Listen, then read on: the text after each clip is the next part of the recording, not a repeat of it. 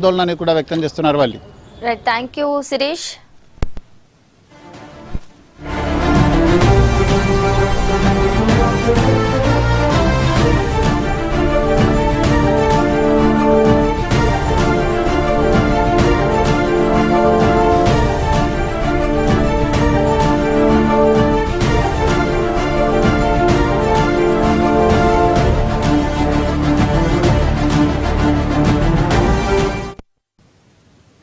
Iran Israel మధ్య జరుగుతున్న యుద్ధం ఉమ్మడి కరీంనగర్ జిల్లా వాసులకు కంటి మీద కునుకు లేకుండా చేస్తోంది.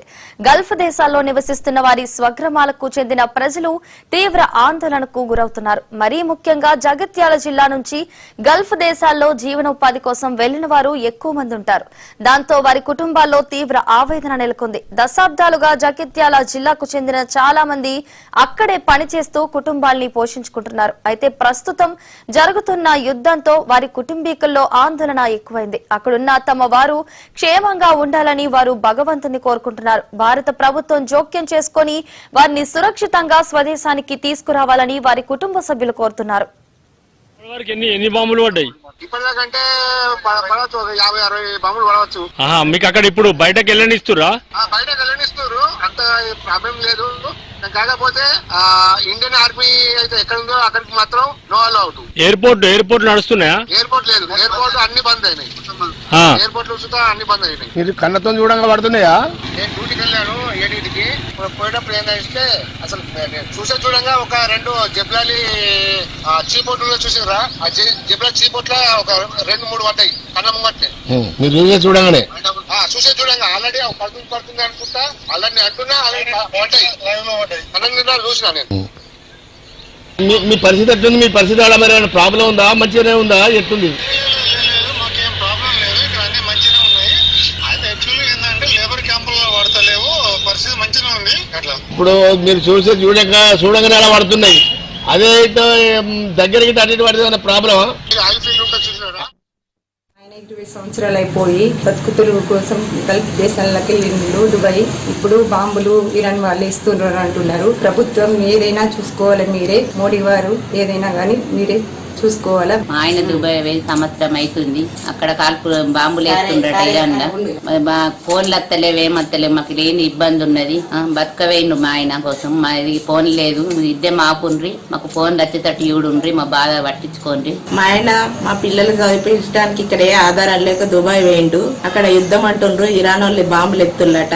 అక్కడ యుద్ధం జరిగేది ఉంటే మా వాళ్ళని మా ఇంటికి పంపిళ్ళు. ఆయన మీదనే ఆధారపడి బతుకుతున్నాం. ఆ యొక్క దుబాయ్ లో కూడా మా యొక్క తమ్ముడు, మా యొక్క బామ్మ, మా యొక్క గ్రామం నుండి అనేక మంది ఉపాధి నిమిత్తం గల్ఫ్ దేశానికి అప్పులు పాలై గల్ఫ్ దేశానికి వెళ్ళినారు. ఆ గల్ఫ్ దేశంలో దినదిన గండంగా బతుకుతారు. కాబట్టి దయచేసి యుద్ధాన్ని ఆపండి, శాంతి నెలకొల్పండి. గల్ఫ్ దేశాలలో ఉన్నటువంటి భారతీయులందరినీ అక్కడ ఉన్న మన ఎంబసీలందరి చొరవ తీసుకొని వారికి ఎలాంటి ప్రాణ నష్టం కాకుండా జరగకుండా వాళ్ళను సురక్షితమైన ప్రాంతంలో ఉంచే విధంగా మన భారతీయ ఎంబసీ చొరవ తీసుకోవాలి. ప్రాణ నష్టం అనేది జరగద్దు. ఇజ్రాయెల్, ఇరాక్ ఈ 2 దేశాల మధ్య జరిగే యుద్ధం కారణంగా సౌదీ, దుబాయ్, ఖత్తర్, ఓమన్ ఇవన్నీ దేశాలలో బాంబులు పడుతున్నాయి. ఆ బాంబుల యొక్క విషయం తెలుసుకున్నటువంటి ఇక్కడున్న కుటుంబాలు ఆహర్నిశాలు నిద్ర, అన్నము అవన్నీ బంద్ చేసి బయట దేశాల్లో ఉన్నటువంటి వాళ్ళ గురించే మనోవేదనకు గురవుతున్నారు. కావున మేము కేంద్ర రాష్ట్ర ప్రభుత్వాలను కోరేది ఒకటే, మంచి విన్నపం ఒకటే. అక్కడ ఉన్నటువంటి మన భారతీయులందరూ సురక్షితంగా ఉండడానికి మీరు చొరవ తీసుకోండి. దయచేసి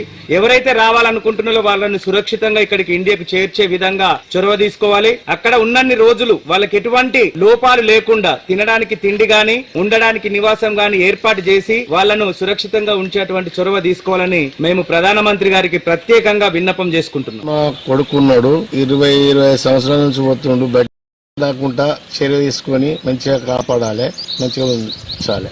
మా కొడుకు ఫోన్ చేసిండు, బాంబులు పడుతున్నాయి బాబు, సూసైడ్ చూడంగానే పడుతున్నాయి, దగ్గర మా కన్నతో చూడంగానే పడుతున్నాయి అని చెప్పాలన్నాడు. ఆయన దగ్గర 5 సంవత్సరాల నుంచి దేశం ఉంటున్నాడు.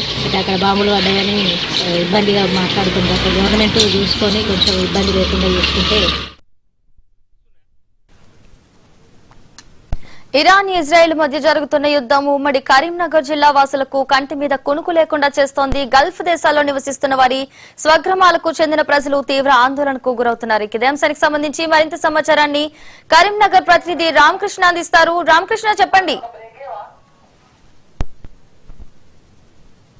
అటువంటి యుద్ధం కారణంగా ఇక్కడ ఉమ్మడి కరీంనగర్ జిల్లా వాసుల్లో కొంత ఆందోళన నెలకొంది. మరి ముఖ్యంగా జగిత్యాల జిల్లాలోని చాలా గ్రామాల్లో ఇక్కడ ఉపాధి నిమిత్తం గల్ఫ్ దేశాలకు కొన్ని దశాబ్దాల నుంచి వెళ్లడం జరుగుతుంది. సో ఇక్కడ జగిత్యాల జిల్లాకు సంబంధించినటువంటి చాలా మండలాల్లో కూడా దాదాపుగా వేల మంది కూడా జీవనోపాధి నిమిత్తం అక్కడికి వెళ్తూ కూడా చాలా సంవత్సరాల తరబడి అక్కడ ఉంటున్నారు. అక్కడ పనిచేస్తూ కూడా ఇక్కడ తమ కుటుంబాలకు పోషించినటువంటి పరిస్థితి ఉంది. సో ఈ గత కొంత కాలంగా అక్కడే ఉంటున్నటువంటి తమ కుటుంబ సభ్యులు ఎలా ఉన్నటువంటి ఆందోళన మాత్రం ఇక్కడ గ్రామాల ప్రజల్లో నెలకొంది. వాళ్ళు ఎప్పటికప్పుడు ఏదైతే మీడియాలో వస్తున్నటువంటి సమాచారాన్ని తెలుసుకుంటుందో ఇక్కడ యుద్ధం పరిస్థితి ఏంటి, అక్కడ అదేవిధంగా గల్ఫ్ దేశాలపైన ఇరాన్ చేసినటువంటి వరుస దాడుల వల్ల కూడా ఎక్కడైనా ప్రమాదం జరుగుతుందా, ఆ తర్వాత తమ వాళ్ళు ఎవరైనా ఉన్నటువంటి సమాచారం కూడా ఎప్పుడప్పుడు తెలుసుకుంటున్నారు. సో మొత్తంగా అయితే ఇక్కడ జరుగుతున్నటువంటి యుద్ధానికి సంబంధించి కూడా ఇక్కడ ప్రతి గ్రామంలో కూడా ఒక చర్చనైతే జరుగుతుంది.